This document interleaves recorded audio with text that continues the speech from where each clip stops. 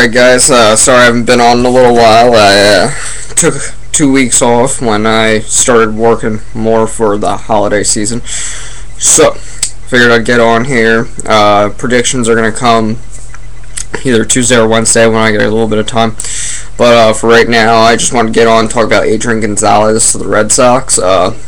Red Sox are my favorite team. If you can't see behind my head, it says Red Sox Nation. Yeah, I'm a Red Sox fan. So I found this trade pretty interesting just because I actually wanted the deal to get done and kind of got a little iffy about it when they couldn't reach an agreement. And when I read the contracts and everything like that, I'm hoping the Red Sox sign him for what he wants. He wants $150 million for 6 years. I think that's pretty reasonable. That's right in between the Ryan Howard deal and Mark Scherer, and I think that's pretty good because Mark Scherer's a switch hitter. I think he is a better overall player than Adrian Gonzalez, but I'm not going to take anything away from Gonzalez either. I found this trade interesting just because now the Red Sox have a lot of things to do. You got a lot of stuff going on with outfielders and everything like that. Jason Worth signed, so I'm thinking that they're going to end up going for Carl Crawford would be on their first list of targets to go after. I think he's a top hit just because he's a 5-tool player. Adding him in the lineup, you could bat him like 6th in the lineup maybe. Give him some protection give Euclid some protection behind him. You can get another leadoff hitter in the middle of the lineup, kind of like what the Phillies do with Shane Victorino. I think that'd be pretty interesting. There's also another option that many people aren't considering. In case anyone didn't know, Euclid was actually an outfielder at one point in his career. And he has admitted that he would go back in the outfield if it's requested of him to help the team. So, looking at it from that standpoint, I think Crawford will sign next. If he doesn't sign with the Red Sox, look for them to go right after Beltre.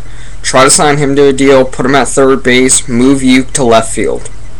That would be pretty interesting, because if he signs and goes to left field, if they get Beltre and they're getting another power hitter, they could also trade for a guy like Mark Reynolds to play, or even get a guy like I actually wanted them to get Konerko at one point instead of Adrian Gonzalez. I think you could get him for like a 3-year deal, a little bit cheaper, and I honestly think he would do good at Fenway. He could eventually DH if Pappy ends up retiring. But as of right now, look at it for that. I'm going to say that there is also the slight possibility that the trade for Justin Upton does get done. I think that it is possible that the Red Sox will give up a guy like Kalish,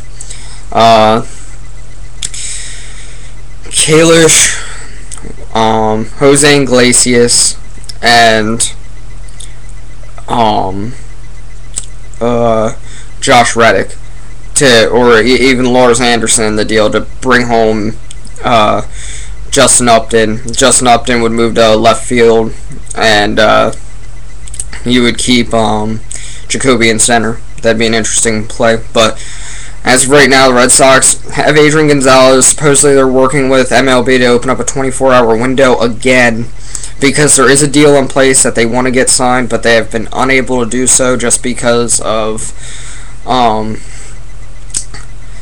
the MLB closed the window. Now they have the deal in place. That's the only reason the trade went through, so they're trying to negotiate. There is precedent. The Mets did it with Johan Santana when they could not work out a deal.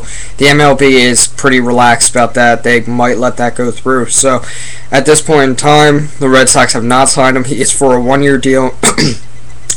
If they do not receive that window, they will, if the contract remains agreed on, he will sign the first day of the regular season after spring training. Alright guys, I'm posting another video in a couple minutes about free agents for every team, not just Red Sox. Alright, over and out.